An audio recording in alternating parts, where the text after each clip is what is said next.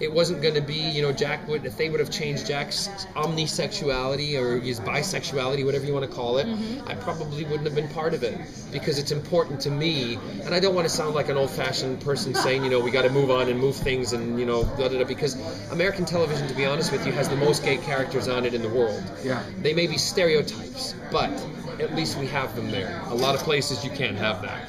So it's not that case that they're not people are represented like that, but it was really important for us to have to continue this on, and yes, Starz is the place for it. They said to us, we don't want you to change anything. We want this wonderful show that you have, but we just want to make it bigger and better. The thing that we do is our sex is it has to be part of the story. We can't just have gratuitous sex. But one thing that I'm really proud about in this series, and I'll be totally honest with you, you know, what's on tonight is there's just basically a scene where he goes to fuck, right? Because he's mortal, he has never experienced that kind of the feelings before. He's always been very hard, cold, and you know, he can sleep, he can get drunk, he can lay next to someone and really be passionate about it. So he's going out to get laid. But there's episode 5 that's coming up is one where we explore. And we explore a past relationship of Jack's where we get, and Russell said to Eve and I, this is his gift to us in the writing. We also find out a lot about Jack and Gwen's relationship, and it's not what you think. It's going to go down a path that you didn't think you were going to go down. But this relationship that Jack gets involved in, I'm really proud of it, because if I were a young man growing up and watched a TV series like that, or had a network like Starz that was showing how people actually do have sex and behave, right? And not pretending that it doesn't happen. That's a great point. We have a relationship. I have a relationship with this man, and it's a truly passionate, love, real relationship. And you see two men making love. You know, jokingly I say that because, you know, there's the fuck happens in this episode, but the passionate love, romantic relationship between two men happens in this one coming up, and it is stunning. And you know, they fall in love and then they make love.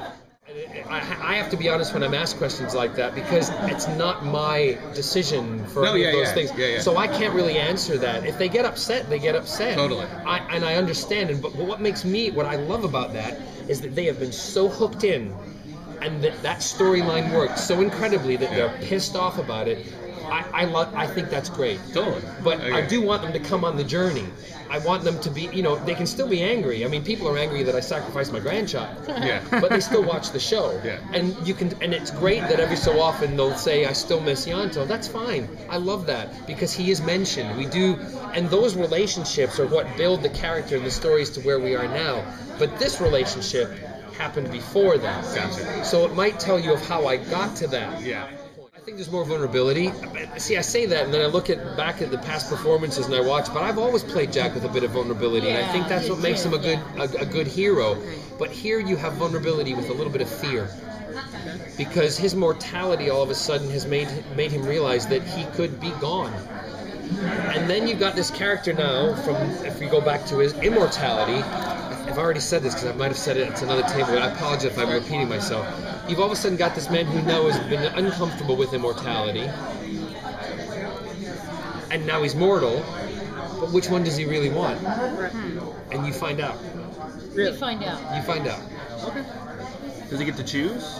Not telling you. Oh. Maybe he doesn't make that decision. Doctor Who would not make an appearance on Torchwood because the Doctor Who is a family-based show, and for him to come on it would be cross-branding that wouldn't work. Totally. I can go back to Doctor Who because my character is very different on Who as to what it is in Torchwood, and it's that's a good point. Yeah, and also the Doctor. I'd love for him to come on, but I don't think it would be within what they call the branding or whatever of the shows. Yeah. And you and Matt have both said you want Captain Jack back for the 50th anniversary. Matt said it yesterday. I think it would be great. It would be. I think it would be awesome. You know, and if Matt wants it to happen, it's his show now. I'm happy to come back. I've always said, you know, I love Doctor Who. I came from that mothership, and I would be proud always to be asked back and to go back. But it's up to, you know, the fans letting them know that they want Jack. Apparently, is one of the most requested characters to come back on Doctor Who. So if you guys want it to happen, it's you guys that need to make it happen. Jack's appearances on Doctor Who are always incredibly special. I mean, it's that special guest star that comes on, you know, and he's the muscle and he's the humor. I think it's because you also know the relationship. Absolutely. That Jack loves Gwen. It's not a sexual love, right? It's a love of the person, the humanity. But the thing about the Doctor is Jack actually goes a little weak-kneed with him. It's the Doctor. Yeah. I mean, really. He's that. Yeah. And I think it would be interesting to see you and the chemistry between you and Matt. Yeah. You know, we've seen you with Chris. We've seen I think it would be but good. You and Matt would be. It would be great. Yeah. I think it would be awesome. Yeah, I'd love to. Of course, there would be a crack about how young. Oh my gosh! Then I would be one of the few because Sarah Jane. She was, God love her. She was 3. Elizabeth. Yeah. She was with 3 different. Yep. You'd be right up I there. would be. You'd be up there.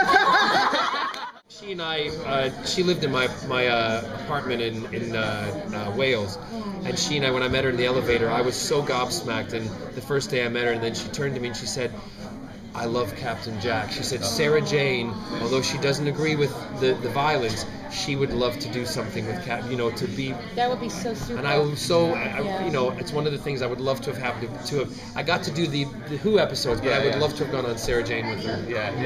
Anyway. You did get that moment in the TARDIS.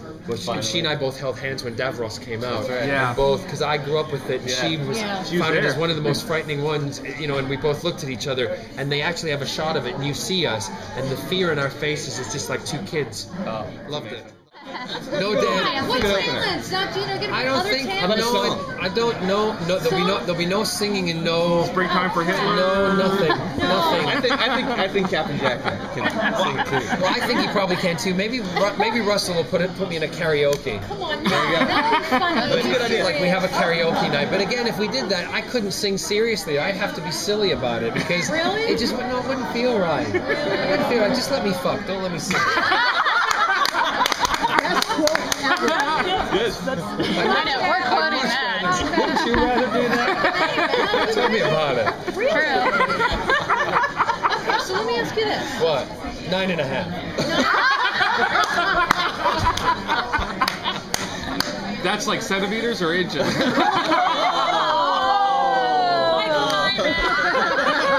Sorry. not a table What do you think?